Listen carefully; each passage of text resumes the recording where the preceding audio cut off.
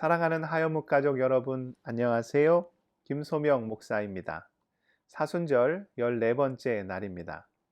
3월이라 좀 따뜻해져야 하는데 뉴저지는 오히려 더 추워졌습니다. 정말 예측할 수 없는 것이 날씨죠. 그런 면에서 인생과 많이 닮아 있다는 생각이 듭니다. 예측할 수 없는 인생. 그러나 우리 곁에는 누구보다도 우리를 사랑하시는 예수 그리스도가 계시죠. 사순절 귀한 말씀 묵상을 통해 주님의 사랑을 더욱 깊이 경험하실 수 있기를 축복합니다. 오늘 함께 은혜 나누실 말씀은 마태복음 18장 21절에서 22절까지입니다. 그때에 베드로가 나와 이르되 주여 형제가 내게 죄를 범하면 몇 번이나 용서하여 주리이까? 7번까지 하오리이까? 예수께서 이르시되 내게 이르노니 7번뿐 아니라 7번을 70번까지라도 할지니라. 아멘. 우리 그리스도인들은 모든 일에서 주님의 은혜가 절대적으로 필요합니다. 예수를 믿기 전에는 모든 것을 내 힘만으로 감당하며 살았죠. 그래서 행한 것이 무엇입니까? 죄입니다. 주님을 떠나서는 죄밖에 우리가 할 수 있는 것이 없죠. 그런데 주님을 구주로 고백하고 나서 모든 것이 주의 은혜임을 깨닫게 되었습니다.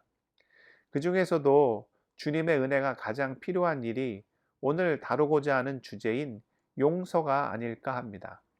우리 속담에 뱁새가 황새 쫓다가 가랑이 찢어진다는 말이 있습니다. 불가능한 일을 함부로 시도했다가는 큰 코 다친다는 거죠. 용서가 바로 이에 해당한다는 것입니다.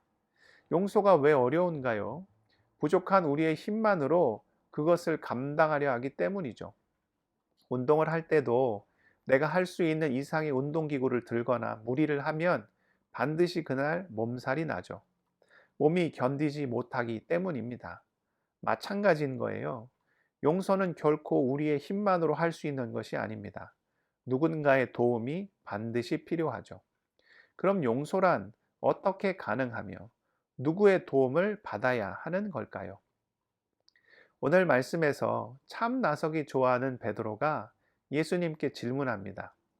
예수님, 용서는 몇 번이나 해야 하나요? 7번까지 하면 되나요? 7번이라고 하면 결코 적은 횟수가 아니죠. 한두 번이야 그래도 이해해 줄 수 있습니다. 그런데 3번을 넘기면 그때부터는 아주 분위기가 심각해지죠. 야구도 보면 3번 스트라이크이면 아웃이잖아요. 그런데 베드로는 7번을 언급하죠. 성경에서 7이면 완전 숫자요. 그러니까 베드로는 자기가 생각할 수 있는 최대치를 이야기한 거예요. 그런데 우리 주님은 거기에서 한술 더 뜨시죠. 어떻게 말씀하십니까? 7번이 아니라 7번을 70번까지라도 해야 한다 말씀하시죠. 그러면서 예화를 하나 들려주시죠. 한 사람이 주인에게 자그마치 10,000달란트나 빚을 졌습니다. 10,000달란트는 정말 큰 돈이죠. 한 달란트 하면 일반 노동자가 16년 동안 한 푼도 쓰지 않고 모아야 되는 돈입니다. 그럼 10,000달란트는 16만 년 동안 모아야 하는 돈이고, 만약 하루에 노동삭슬 100불만 쳐도 대략 60억 불, 하나로는 8조나 되는 돈입니다.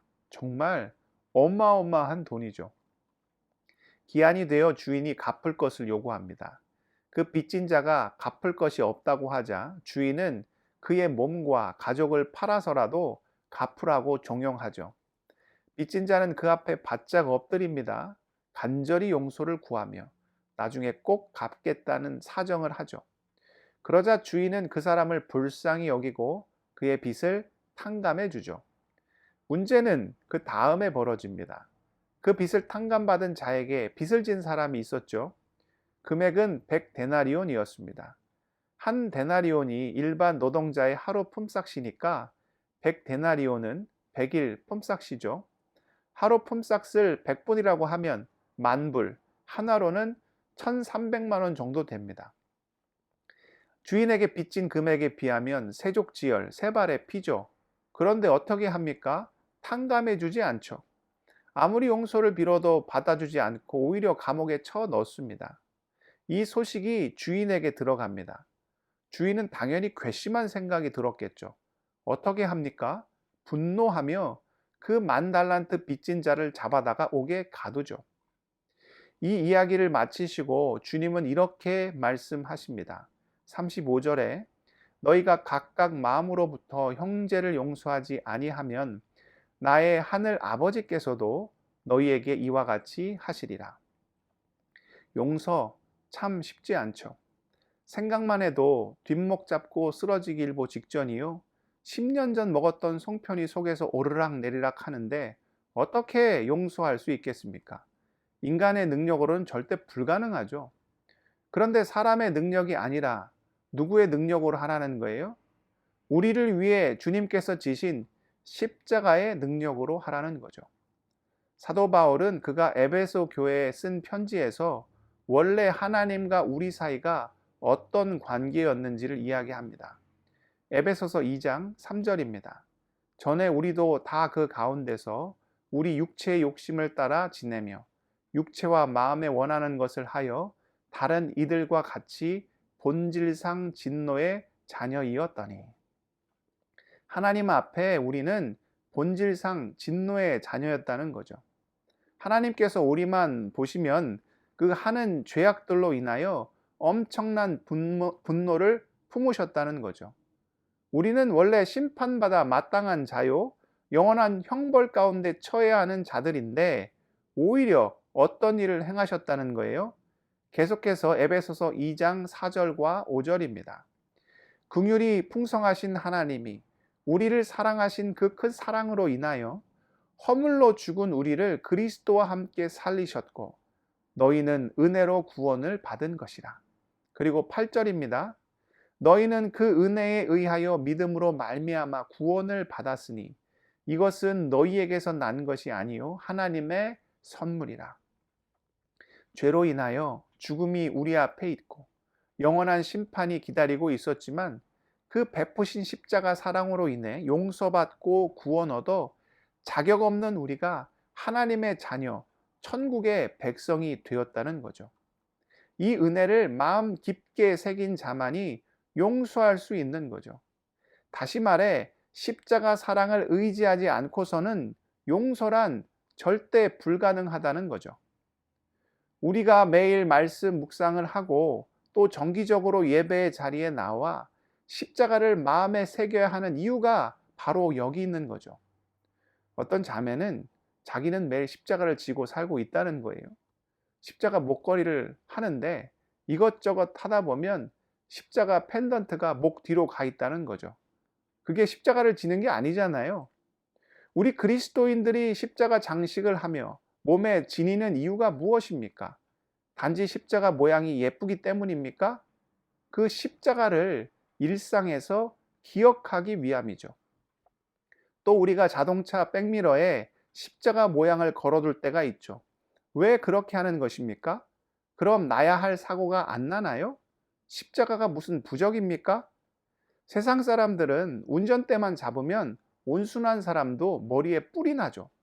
누가 조금만 껴들기만 해도 창문을 열고 듣기만 해도 정신이 바짝 드는 온갖 분노의 언어를 쏟아내죠.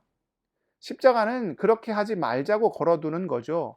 안전운전하고 양보하고 실수해도 오히려 웃어주고 이게 십자가를 걸어둔 그리스도인이 해야 할 행동이죠. 아무리 이렇게 이야기를 해도 사실 저도 잘 안 됩니다. 아직도 생각하면 자다가도 이불킥하게 만드는 인물들이 이 마음속에 가득합니다. 그때마다 주님 바라봐야 하죠. 십자가 의지해야 하죠. 주님이 나같이 못난 인간도 용서해 주셨는데 그 용서를 알면 사실 품어주지 못할 사람이 어디 있겠습니까? 이 귀한 사순절 우리가 반드시 마음에 새겨야 될 말씀이 오늘 말씀이 아닐까 합니다. 미움으로 심령을 가득 채워 불행한 인생을 사는 어리석은 자가 아닌 오직 주님의 사랑, 그 십자가, 하늘 아버지의 귀한 은혜만을 생각하며 능히 주님이 원하시는 뜻을 행하는 우리 귀한 하여묵 모든 가족들 다 되실 수 있기를 축복합니다. 기도하시겠습니다. 사랑의 하나님, 우리는 부족합니다. 우리의 능력만으로는 주님이 명하신 용서를 능히 감당할 수 없습니다. 아버지여, 우리의 부족함을 주님께 아뢰게 하시고 무엇보다 십자가 그 사랑, 우리를 먼저 용서하신 그 은혜를 의지하며 붙잡고 나아가길 원합니다. 우리는 부족하고 연약하지만 우리의 심령과 마음을 십자가 그 사랑, 아버지 은혜를 가득 채워 용서하며 사랑하며 품어주고, 그래서 분노가 아닌 주의 축복과 영광 가운데 우리 심령과 마음을 가득 채울 수 있도록 아버지여 우리를 붙잡아 주옵소서. 무엇보다 우리 하여목 식구들 가운데 어려움에 처한 지체들이 있습니다.